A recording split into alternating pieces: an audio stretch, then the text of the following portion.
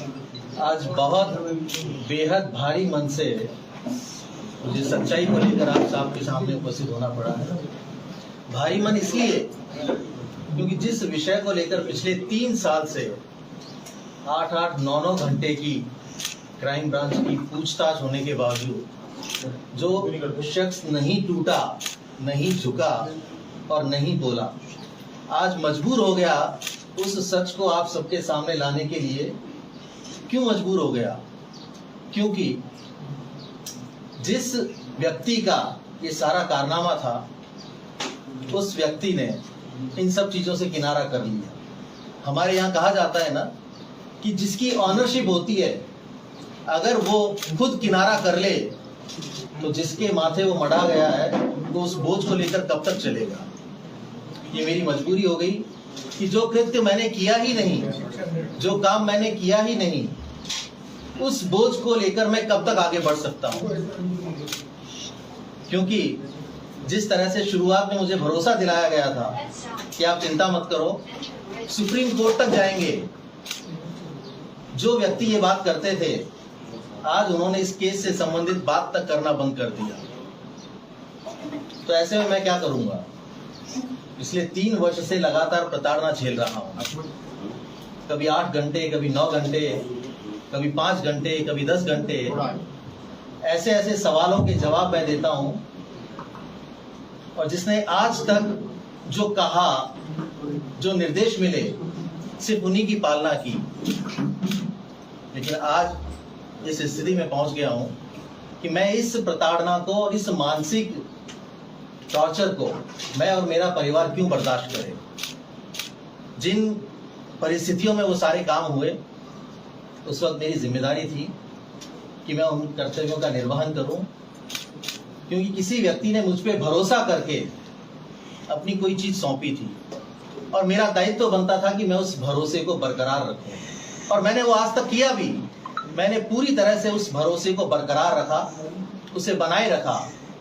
आज तक आप सभी के सामने ये कहता रहा कि ये सारी की सारी जो घटनाएं हैं, ये जो ऑडियो क्लिप्स हैं, ये मुझे सोशल मीडिया के माध्यम से मिली।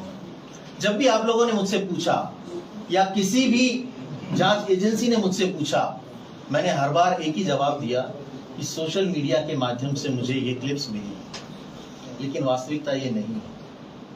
वास्तविकता ये है 16 जुलाई 2020 को शाम को कुछ ऑडियो क्लिप्स वायरल हुई आपके माध्यम से, क्योंकि मैंने अपने फोन नंबर 9829620202 से आप सभी मीडिया के साथियों को वो ऑडियो क्लिप्स भेजी थी। उन ऑडियो क्लिप्स में कथित रूप से खरीद फरोख्त कर, विधायकों की खरीद फरोख्त कर सरकार को गिराने की साजिश रची जा रही। और मुझे जो कहा गया मैंने वो किया। अब घटना इस तरह से थी, 16 जुलाई 2020 को मुख्यमंत्री अशोक गहलोत जी होटल फेयरमाउंट आए थे, क्योंकि उस क्राइसिस के दौरान जो विधायक इस तरफ थे उन सभी को बाड़ेबंदी के रूप में होटल फेयरमाउंट में रखा हुआ था। और लगभग दोनों समय, सुबह और शाम, मुख्यमंत्री अशोक गहलोत वहां आते थे, बातचीत करते थे और ये उनका रूटीन था। 16 जुलाई 2020 को लगभग 3:30-4 बजे के आसपास वो होटल फेयरमाउंट से निकल गए। उनके जाने के 1 घंटे बाद उनके पीएसओ रामनिवास का मेरे पास कॉल आया कि आप तुरंत आइए मुख्यमंत्री निवास, मुख्यमंत्री जी आपको बुला रहे हैं। मैं वहां से 10 मिनट बाद निकला और सीधा मुख्यमंत्री आवास पहुंचा। क्योंकि कुकस बड़ी दूरी पे स्थित है, आने में लगभग 1 से 1.5 घंटा लगता है। उस दौरान भी मेरे पास 3 से 4 बार रामनिवास के फोन आए कि आप अभी तक पहुंचे नहीं। मैं तुरंत जब वहां पहुंचा तो मैंने देखा कि पिंक हाउस के चैम्बर में मुख्यमंत्री अशोक गहलोत मेरा इंतजार कर रहे हैं। जैसे ही मैं वहां पहुंचा, इस वाक्य को नोट कीजिएगा सभी, जैसे ही मैं वहां पहुंचा मुख्यमंत्री अशोक गहलोत ने मुझे ये पेन ड्राइव और एक ये टाइप पेपर दिया। इस पेन ड्राइव में वो तीनों ऑडियो क्लिप्स थी जिसको मैंने आप सभी के माध्यम से जनता तक पहुंचाया। ये वो पेन ड्राइव है और ये वो एक स्क्रिप्टेड टाइप्ड पेपर है। आप सभी को याद होगा कि उस दिन मैंने ऑडियो क्लिप्स के साथ एक ये पेपर भी भेजा था। इस पेपर में कथित रूप से गजेंद्र सिंह शेखावत जी, जो तत्कालीन केंद्रीय मंत्री थे, दिवंगत हमारे विधायक भंवरलाल शर्मा जी और एक कोई संजय जैन, इन तीनों की बातचीत का हवाला दिया गया था। और इस पेन ड्राइव में ये सारी चीजें थी। पेन ड्राइव और ये पेपर देकर मुझे कहा कि तुरंत जाइए और मीडिया को ये ऑडियो क्लिप्स सर्कुलेट कर दीजिए। अब चूंकि पेन ड्राइव से तो सीधे सर्कुलेट नहीं किया जा सकता, मैं इस पेन ड्राइव को लेकर तुरंत घर आया। घर आके मैंने इस लैपटॉप में इसको ट्रांसफर किया।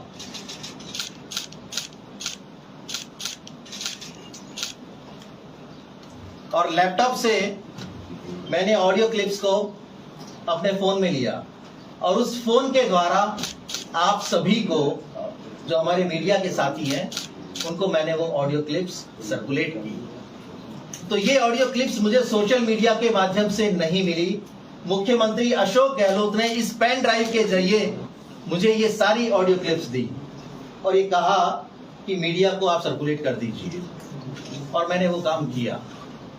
अगले दिन अखबारों में जिस तरह से खबरें छपी और सभी को ये घटनाक्रम पता है कि जैसे ये ऑडियो क्लिप्स रिलीज हुई उसके बाद मुकदमे दायर हुए और जो सारा घटनाक्रम था कि किस तरह से खरीद फरोख्त की बात की जा रही है, कौन लोग हैं जो सरकार गिराना चाहते हैं, क्योंकि सीधे तौर पर केंद्रीय मंत्री गजेंद्र सिंह जी को इसमें इन्वॉल्व किया गया और ये आरोप लगाया गया कि बीजेपी के लोग सचिन पायलट के साथ मिलकर या बाकी के और जो विधायक हैं उनके साथ मिलकर सरकार को गिराना चाहते हैं। ऐसी मंशा थी ये साबित करने की कि इस पूरे खेल के पीछे भारतीय जनता पार्टी है, जबकि वास्तविकता ये नहीं थी। हम सभी ने सुना कि हमारे नौजवान नेता तत्कालीन उप मुख्यमंत्री सचिन पायलट जी ने ये कहा कि हम लोगों की सुनवाई नहीं हो रही थी, हम लोग अपनी बात कहना चाहते थे, इसलिए हम सब लोग एकत्रित होकर अपनी बात को कहने के लिए वही तरीका हमें मुफीद लगा, हम लोग इकट्ठे हुए और आला कमान तक अपनी बात पहुंचाना चाहते थे। लेकिन जैसे ही मुख्यमंत्री अशोक गहलोत को पता लगा तो ये सारा का सारा षड्यंत्र रचा गया। जो लोग उनके साथ गए थे उन सभी के फोन्स सर्विलांस पे थे, सभी को ट्रैक किया जा रहा था, इंक्लूडिंग सचिन पायलट जी। और जब ट्रैकिंग की जा रही थी तो ये पता लग रहा था लगातार कि कौन कहां किस तरह का मूवमेंट कर रहा है। तो आप सभी को याद होगा कि 3 विधायकों के साथ डील करके उनकी रात को 1:30 से 2 बजे के बीच में प्रेस कॉन्फ्रेंस करवाई गई मुख्यमंत्री आवास पर, और वो प्रेस कॉन्फ्रेंस भी मैंने ही करवाई थी। आप सभी लोगों को आमंत्रित किया, रात को 2-2:30 बजे परेशान किया, आप सब लोग वहां आए और उन्होंने मुख्यमंत्री अशोक गहलोत के समर्थन में अपनी प्रेस कॉन्फ्रेंस की। तो ये पूरी तरह से आप लोगों को मैंने बता दिया ये ऑडियो क्लिप्स कहां से आई। अब इसकी एक बानगी आपको सुनवाना चाहता हूं, सभी लोग उसको सुनिएगा एक बार।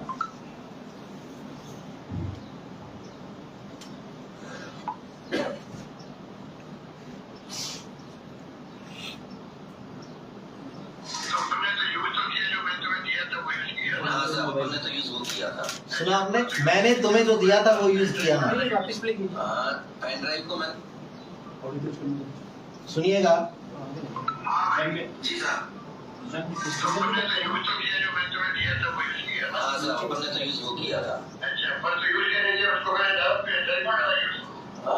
पेन ड्राइव को मैंने लैपटॉप पे लिया था। लैपटॉप से उसका है? हाँ ठीक है। है सर। CMR का लैपटॉप था तुम्हारा? नहीं, CMR का नहीं था साहब, मेरा था। ठीक है, फिर उस लैपटॉप से मैंने उसको फोन पे लिया। ठीक है। फोन में जब कॉपी हो गया तो मैंने फिर सबको फॉरवर्ड कर दिया, जो मीडिया का मेरा ग्रुप बना हुआ। लैपटॉप से नहीं सर, फोन से, क्योंकि फोन पे डायरेक्ट पेनड्राइव से आ नहीं सकता था सर। अच्छा ठीक है, आपका लैपटॉप लिया? हाँ, लैपटॉप पे लिया, फोन में, फोन पे फोन पे लिया, ठीक है। तो लैपटॉप ले लिया तो वो डिलीवर का वो डिलीवर ही है। वो तो सब डैमेज कर दिया। वो पिछली बार अपनी बात हुई थी ना। हाँ, वो पक्का क्या? हाँ, उसको पूरा उस डिवाइस को ही मैंने डैमेज कर दिया था। 200% सर, पूरा। अच्छा, मुझसे पूछा गया कि वो फोन डैमेज कर दिया ना। हाँ, जिस फोन से मैंने भेजा था उस फोन को डैमेज कर दिया था। ठीक है, ठीक है, तो कोई बात नहीं। जी ठीक है, और जो लैपटॉप जिसमें तुमने डाला था लैपटॉप पे, हाँ, वो भी किसी को दे दो, उसको किसी को। हाँ, उसको भी दे देता हूँ साहब। हाँ, तो बाकी उसमें से उसकी हिस्ट्री वगैरह सब डिलीट कर दी थी साहब। नीचे के में नीचे हो जाती है ना, हाँ, नीचे हो जाती है। जी, कोई नहीं, कोई तो दूसरे राज्यों में रहते हैं हम तो। मैं उसको निकाल देता हूँ साहब, भिजवा देता हूँ अपने पास से। इसको तो करो। बात कोई लगे ना, मैं जो दे दूँगा, तुम्हें देना, मैं दूसरे जगह दे दूँगा। मैं भिजवा दूंगा साहब, याद ही रखूंगा, आपका भिजवा ही दूंगा। नहीं, मेरा मतलब कि जैसा क्या तो उसको करते जो नहीं, ठीक है। हाँ हाँ, तो तुम्हारा पता है कि इससे तालिबान से नहीं बिल्डर से गया उसके अंदर नहीं साहब, ऐसा मुझे मालूम नहीं पड़ता। फोन पे गया। हाँ, क्योंकि आपने भेजा फोन से था ना सर, इसलिए लैपटॉप का तो इसमें इन्वॉल्वमेंट ही शो नहीं होगा कहीं पे भी। हाँ, ठीक है। लैपटॉप का सॉरी। हाँ, भाई जब मेरा फोन हुआ था तो वो तो इशू ये होता है फोन में कहाँ से आया। तो अपने तो ना तो पेन ड्राइव की बात है ना लैपटॉप की बात है, मेरे पास व्हाट्सएप ग्रुप से आया। मैं तेरे को भेजूं उस पे लैपटॉप पे क्या व्हाट्सएप पे, हाँ उसी से जो लैपटॉप जो है वो फोन पे, हाँ, तो व्हाट्सएप ग्रुप से आ गया क्या? नहीं, वो तो साहब मैंने कॉपी किया था लैपटॉप से। तो लैपटॉप पे कॉपी किया? हाँ, लैपटॉप से तो मेमोरी में कॉपी किया था उसको। मेमोरी से कॉपी किया? हाँ, ठीक है, ठीक है, समझ गया मैं। वो लैपटॉप तुम इशू दे देना, मैं कर दूंगा साहब उसको। जी सर। फिर बात करता हूँ। जी सर। फिर मैं आगे सॉरी को ऐसा हो गया। नहीं सर, वो इसी बार मीडिया क्या?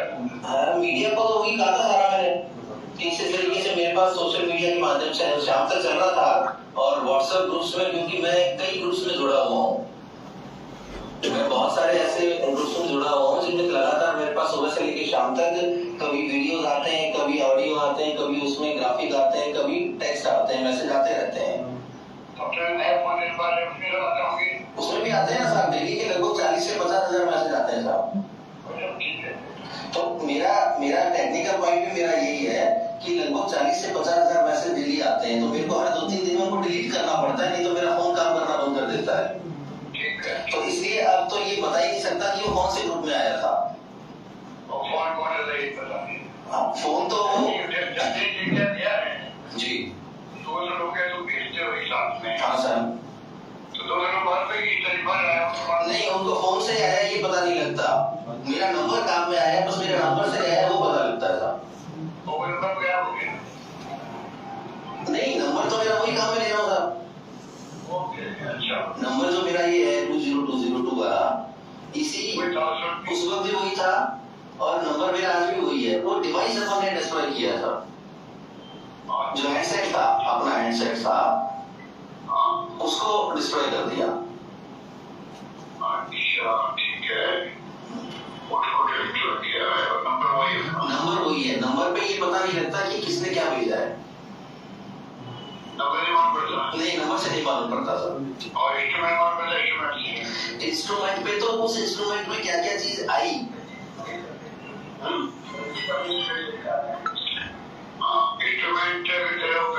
हाँ इंस्ट्रूमेंट में तो होता है ये साहब कि कौन कौन सी चीज आप कौन कौन उसमें कि कॉपी कहाँ कॉपी किया वो मालूम पड़ सकता है अगर उसको चेक करें कि ये कॉपी किया है आया था तो कॉपी है हाँ अच्छा ठीक है बात करेंगे जी जी साहब जी सुना आप लोगों ने उनको वायरल करने के बाद भी खबर नहीं आई, तब तक मुख्यमंत्री जी ने मुझे 2 बार व्हाट्सएप कॉल करके ये पूछा कि अभी तक न्यूज में चला क्यों नहीं।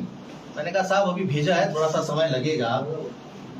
और जैसे ही वो खबर आई तब मुझे पता लगा कि इन ऑडियो क्लिप्स में है क्या, अन्यथा मुझे ये तक पता नहीं था कि इसमें क्या है। ऑडियो क्लिप्स किस चीज से संबंधित हैं, मुझे डायरेक्शन दिए गए और मैंने उनकी पालना की। ये आपने अभी एक इस ऑडियो में भी सुना कि मुख्यमंत्री जी किस तरह से मुझे ये पूछ रहे हैं कि आपने वही काम में लिया जो मैंने भेजा था। मुझसे पूछ रहे हैं कि आपने वो हैंडसेट तो डिस्ट्रॉय कर दिया ना जिससे आपने सारे मीडिया के साथियों को वो क्लिप्स भेजी थी। मैंने कहा वो मैंने डिस्ट्रॉय कर दिया। मुझसे मेरा वो हैंडसेट डिस्ट्रॉय करवाया। लैपटॉप इसलिए बच गया क्योंकि इसका सीधा इन्वॉल्वमेंट कहीं शो नहीं हो रहा था। मुझे ये कहा कि इसे किसी अन्य राज्य में भेज दो, आपने उस क्लिप में सुना अभी, या इसे मेरे पास भिजवा दो, मैं आपको नया लैपटॉप दे दूंगा। साहब लैपटॉप की तो मुझे जरूरत है नहीं, लैपटॉप काफी है हमारे पास।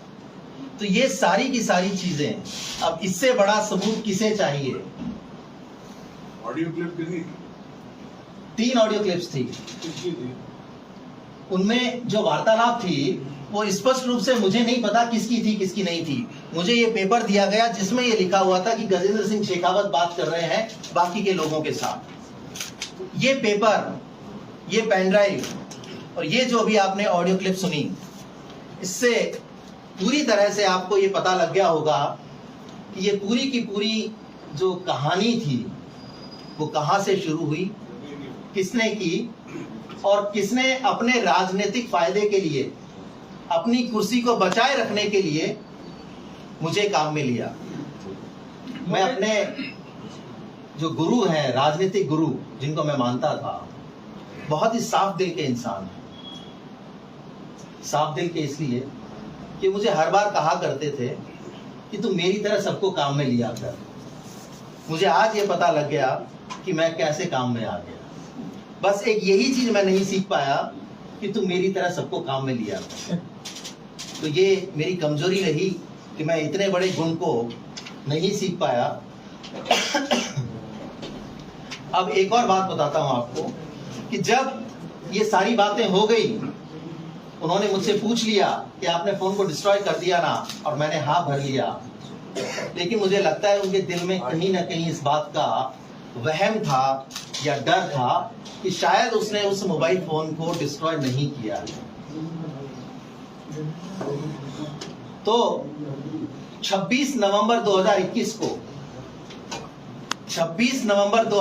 को इसी ऑफिस में जिसमें आप लोग बैठे हैं, मेरे इस ऑफिस में एसओजी की रेड पड़वाई उस व्यक्ति ने जिसके लिए मैंने इतना बड़ा कदम उठाया। मैंने किस तरह से बर्दाश्त किया होगा कि मेरे कार्यालय में जो व्यक्ति मुख्यमंत्री के लिए काम करता है, उसके कार्यालय में एसओजी की रेड, या बाहर पुलिस की गाड़ियां, एसओजी की टीम, और मेरे पूरे ऑफिस को खंगाल लिया। जब उन्हें वो मोबाइल डिवाइस नहीं मिला तब जाके तसल्ली हुई कि हाँ वो डिवाइस पूरी तरह से डिस्ट्रॉय कर दिया। ये है हमारे पूर्व मुख्यमंत्री अशोक गहलोत जी और उनकी सच्चाई कि वो किस तरह अपने से जुड़े हुए व्यक्तियों को उपयोग में लेते हैं, अपने राजनीतिक फायदे के लिए उपयोग में लेते हैं, और बाद में कैसे उनसे किनारा कर लेते हैं। मुझे कोई दिक्कत नहीं होती जिस तरह से मुझे शुरुआत में कहा जाता था कि हम सुप्रीम कोर्ट तक जाएंगे, आप चिंता मत करो। तो उसके बाद क्यों बदल गए? क्यों उन्होंने इसके बारे में बातचीत करना बंद कर दिया? क्यों मुझे पूरी तरह से अकेला छोड़ दिया? क्यों कभी भी इस केस को लेकर कोई चर्चा क्यों नहीं की? क्योंकि सरकार बच गई थी। जिनको मुख्यमंत्री रहना था वो मुख्यमंत्री रहे, जिनको मंत्री बने रहना था वो मंत्री बने रहे, और कार्यकाल पूरा हुआ। तो जब कार्यकाल पूरा हो गया तो उसके बाद कोई आवश्यकता ही नहीं बची। कि अब इसके बारे में बात भी की जाए, तो मैं कहां जाऊंगा भाई, जिसके ऊपर इतना बड़ा केस लगा हुआ कि 2000 मार्च 2021 में दिल्ली में मेरे ऊपर जो केस दर्ज हुआ, पिछले 3 साल से लगातार मैं उसे झेल रहा हूं और मेरा परिवार उसे झेल रहा है।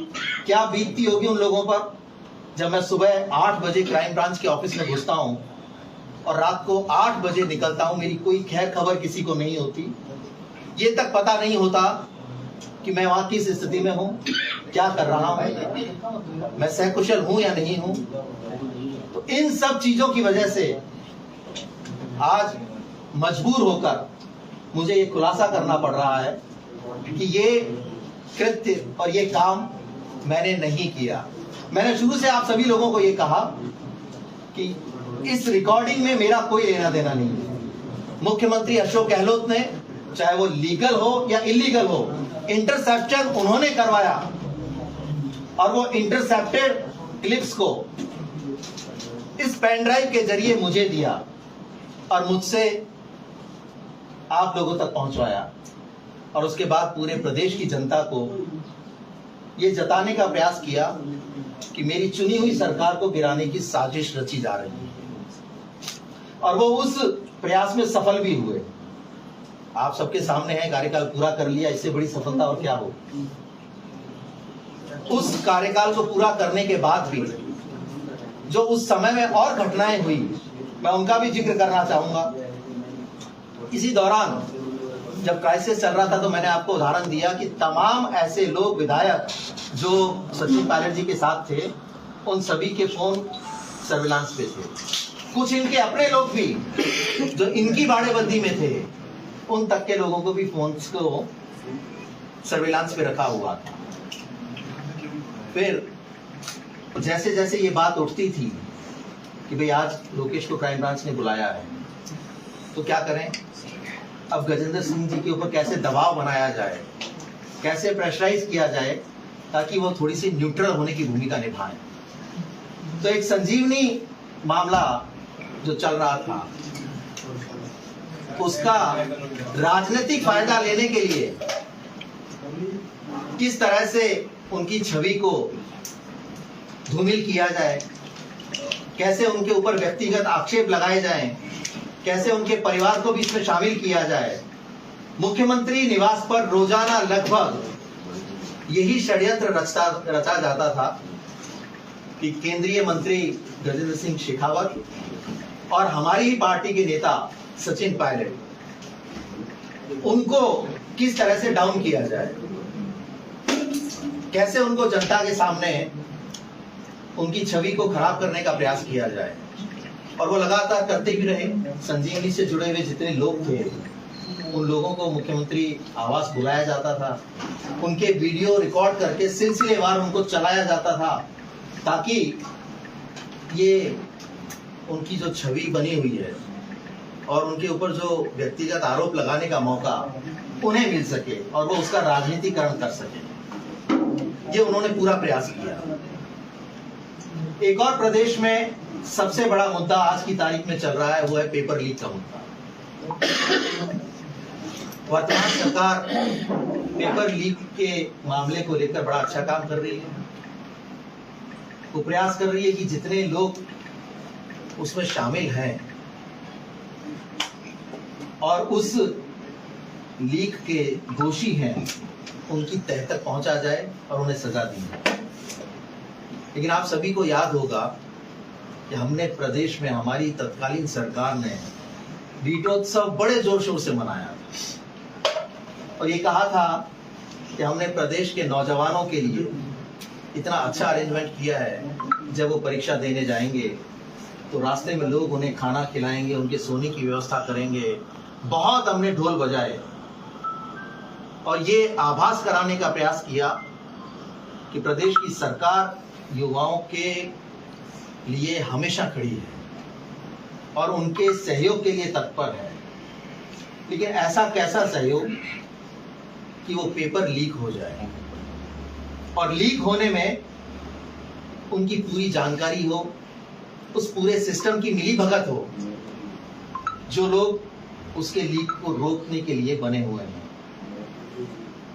जिन लोगों के भविष्य की चिंता मुख्यमंत्री ने नहीं की, जिन नौजवानों के भविष्य की चिंता मुख्यमंत्री ने नहीं की, तत्कालीन मुख्यमंत्री, वो आज अपने नौजवान पुत्र के भविष्य के लिए दिन रात लगे हुए हैं। उन्होंने जालोर सिरोही में ऐसे कैंपेन किया है जैसे पूरा राजस्थान एक तरफ और जालोर सिरोही का चुनाव एक तरफ। क्या सभी कैंडिडेट्स के लिए समान व्यवहार नहीं होना चाहिए था? वो कैंपेनिंग कमेटी के चेयरमैन हैं। इस प्रदेश में कांग्रेस पार्टी ने जितने लोगों को सिंबल दिया है, जितने लोगों को प्रत्याशी बनाया है, क्या सभी के लिए उतनी मेहनत नहीं की जानी चाहिए थी? लेकिन उन सबको छोड़कर पूरी तरह से अगर लगे हुए हैं तो जालोर सिरोही के लिए लगे हुए हैं। तो जैसे वो अपने नौजवान पुत्र के भविष्य के लिए चिंतित हैं, इस प्रदेश के लाखों युवाओं के भविष्य को चौपट कर दिया उस पेपर लीक ने। और कई हफ्तों तक तो ये स्वीकार भी नहीं किया कि ये पेपर लीक हुए हैं। जब ये दबाव बढ़ा, विपक्ष ने भी आवाज उठाई, नौजवान भी पूरी तरह से आक्रोशित हो गए और ये दबाव बढ़ा तो लेवल 2 के पेपर को रद्द किया गया। लेकिन सिर्फ रद्द करना ही पर्याप्त नहीं होता, उसमें जितने लोग शामिल हैं उनके खिलाफ कार्रवाई को लेकर भी बात की जाती है। एक और छोटी सी क्लिप आप लोगों को सुनवाना चाहता हूं कि किस तरह माध्यमिक शिक्षा बोर्ड के चेयरमैन जारोली को जब उसमें इन्वॉल्व पाया गया तो ये कितने पशोपेश में थे सभी लोग कि इनके खिलाफ कौन सा एक्शन लिया जाए, इन्हें बर्खास्त कैसे किया जाए। उस बर्खास्तगी को लेकर बहुत चिंतन मनन हुआ। आखिर में बर्खास्त शब्द का प्रयोग किया गया क्योंकि वो कॉल भी मुझे ही किया था और मुझे कॉल करके ये बात कही गई थी। आप इसे भी एक बार सुनिए ताकि आपको पता लगेगा कि कैसे पेपर लीक में भी इनकी कितनी बड़ी भूमिका रही और कैसे इन्होंने अपने लोगों को बचाते हुए उन दोषियों के खिलाफ कार्रवाई नहीं की और मामले को दबा दिया।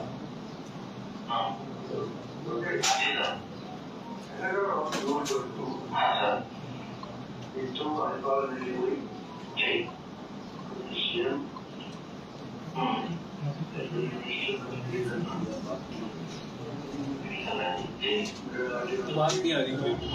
थोड़ा हाथ ऊपर करो, मोबाइल ऊपर करो, मोबाइल ऊपर करो।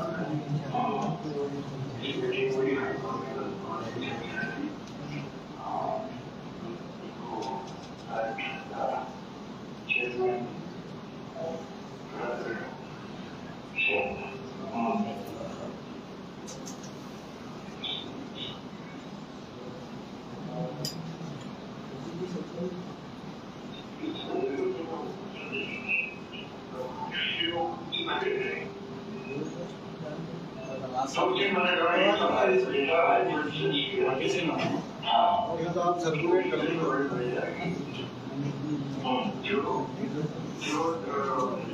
फ्यूचर में कोई ऐसी घटना नहीं हो,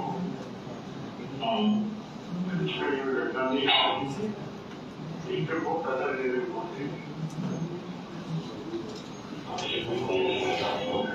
फ्यूचर में पेपर लीक की और जो आगे पिछले हो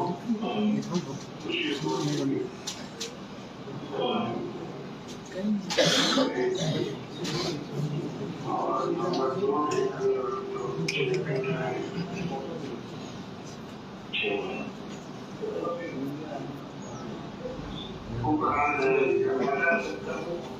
आप बता सकती है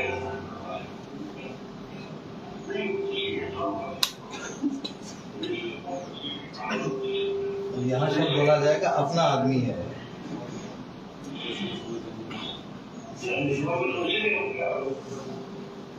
सब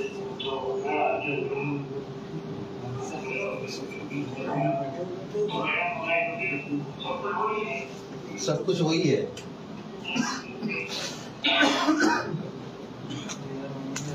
अपना आदमी है, सब कुछ वही है। इसमें कुछ और नेताओं के नाम हैं? आपके सभी सवालों के जवाब मैं एक बार पूरा कर लूं फिर दूंगा। अपना आदमी है, सब कुछ वही है।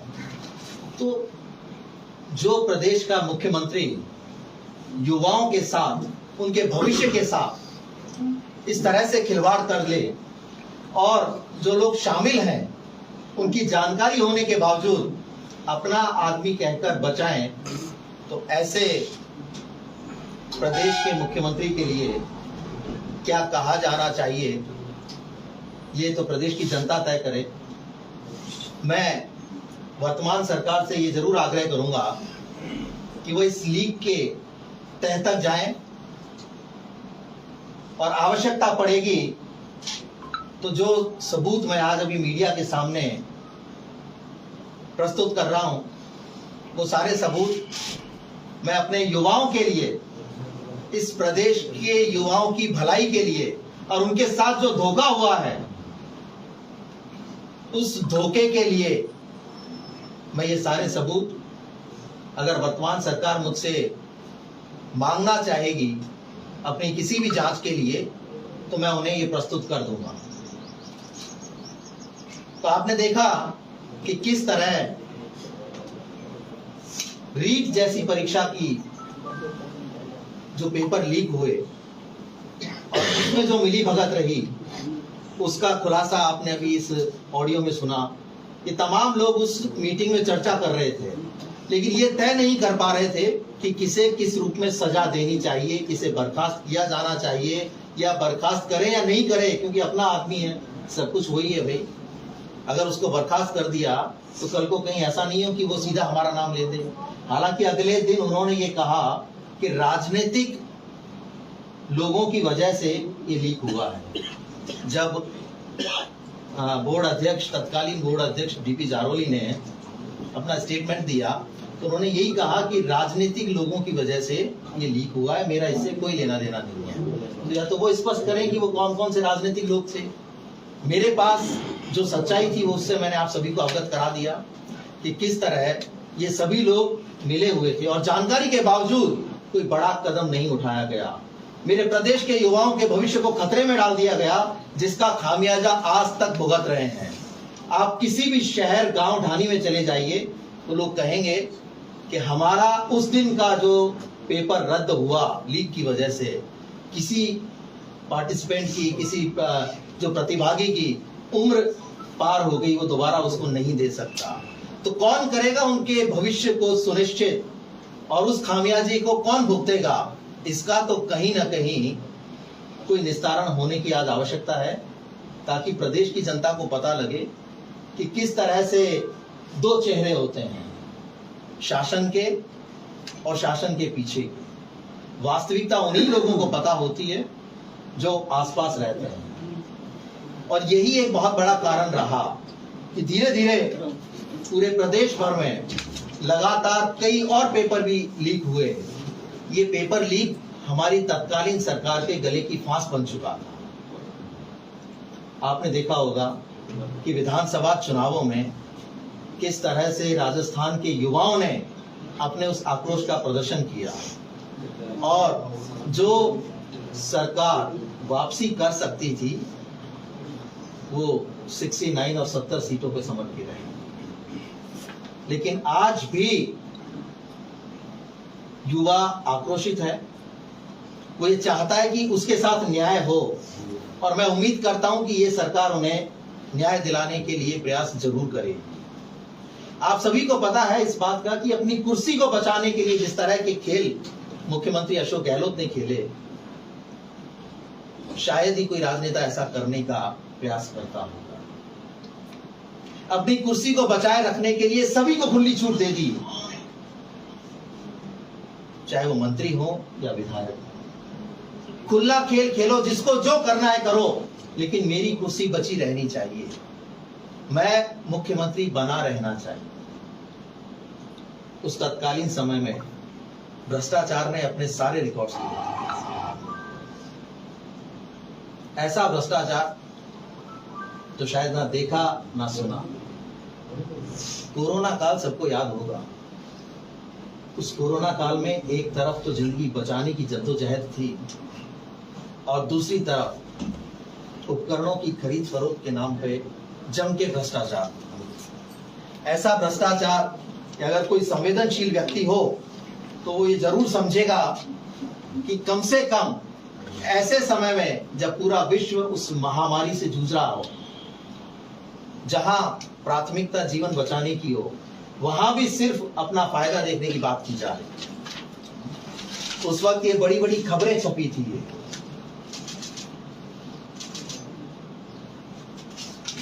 ये किस तरह से खरीद फरोख्त के नाम पे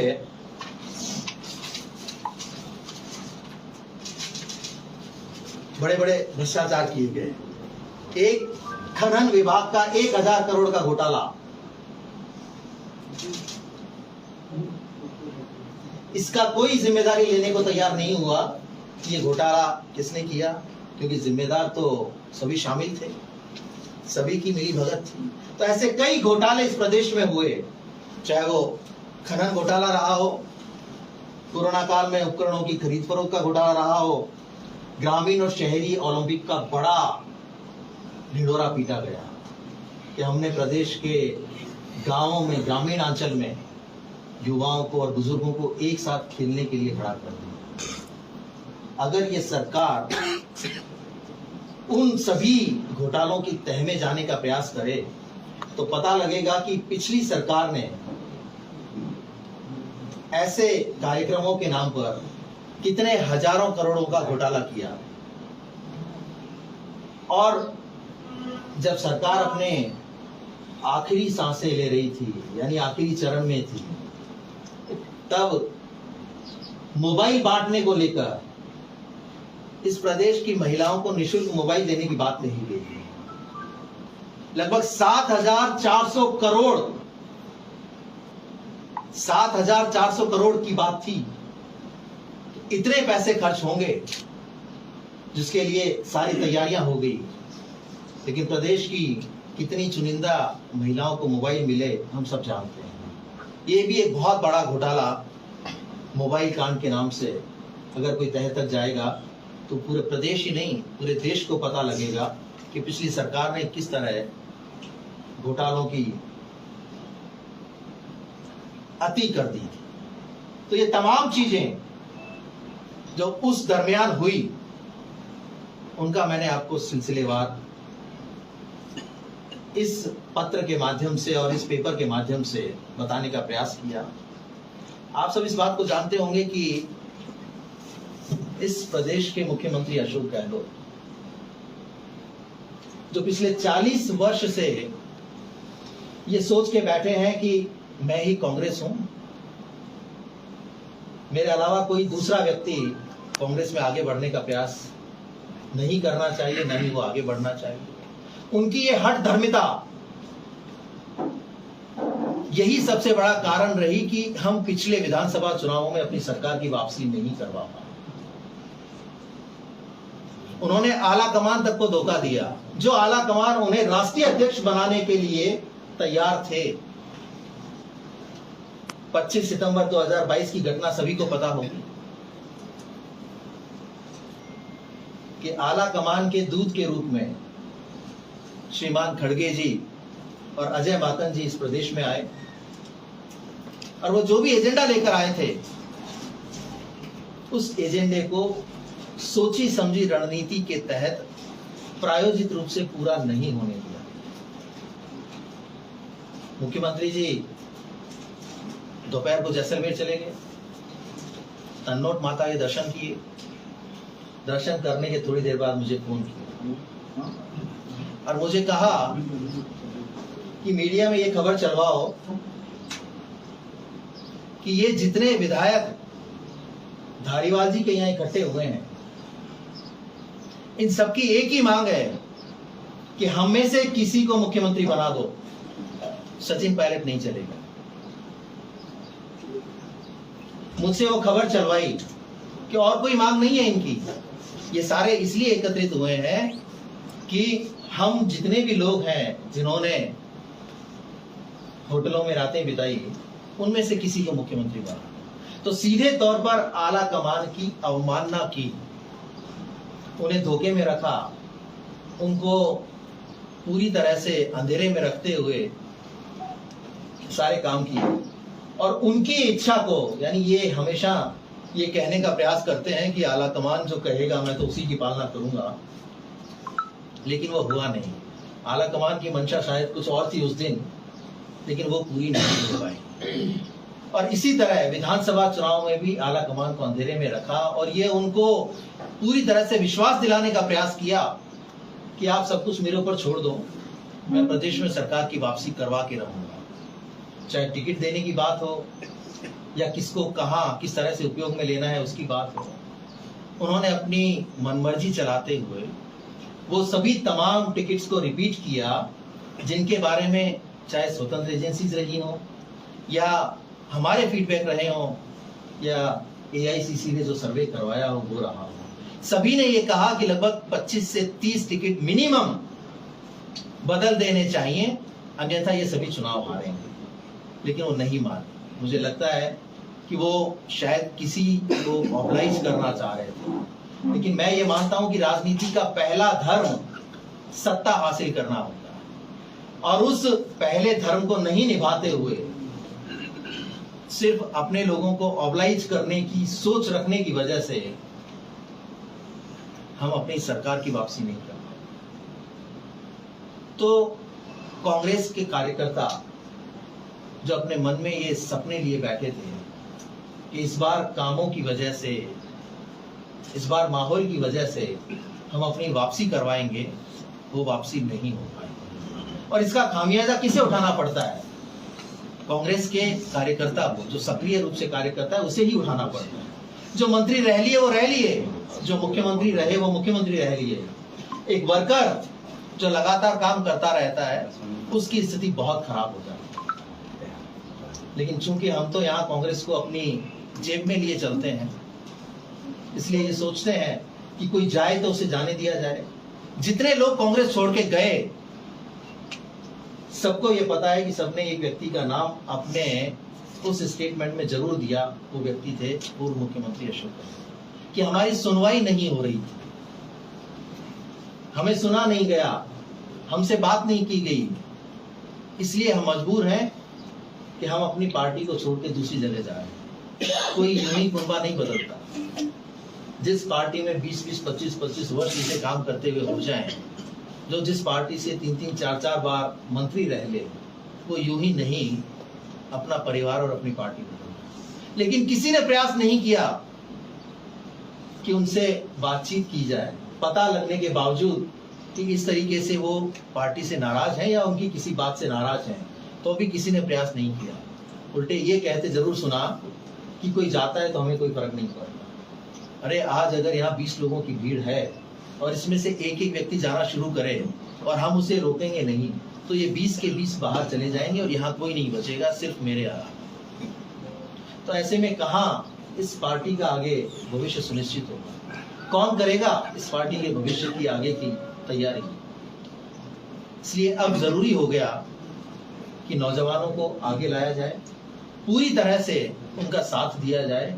अन्यथा यही ढर्रा चलता रहा तो इस प्रदेश में कांग्रेस कभी अपनी स्थिति मजबूत कर पाएगी, मुझे उसकी उम्मीद बहुत कम नजर आती है। तो ये तमाम बातें आज आप सभी के समक्ष मैंने रखी। सर, ये खुलासा अभी तक और ये छुपाया करते हुए थे और आज चुनाव से 2 दिन पहले आपने खुलासा। अभी मैं आपके तमाम सवालों के जवाब दूंगा। अब जो भी कोई भी किसी भी तरह का सवाल मुझसे करना चाहे, अपने अपने प्रश्न